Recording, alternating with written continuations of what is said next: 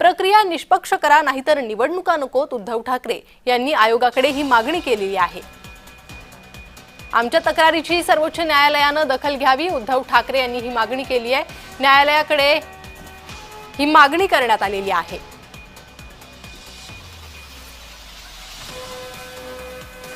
एकेका व्यक्तीचं नाव 4-4 ठिकाणी आहे, एका जागेवरती 200-200 नावं नोंदले. हा सगळा लोकशाहीचा खेळ खंडोबा चाललाय.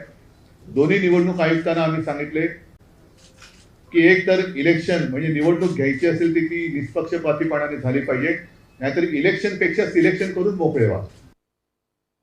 सुप्रीम कोर्ट असं कधी कुठेही सांगत नाही की तुमच्यात काही दोष असले तरी चालतील, पण ह्या तारखेच्या आधी निवडणुका घेतल्याच पाहिजे. हा सर्वोच्च न्यायालयाचा काही तसा निर्णय नाही. त्यांनी सांगितले की या निवडणुका सदोष असता कामा नयेत आणि निष्पक्षपातीपणाने ते झाल्या पाहिजेत.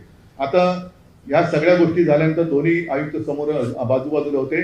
आम्हाला त्यांनी सांगितले की आम्ही याचा सकारात्मक विचार करतो आहोत. म्हटलं विचार करून चालणार नाही, या गोष्टी होता कामा नये.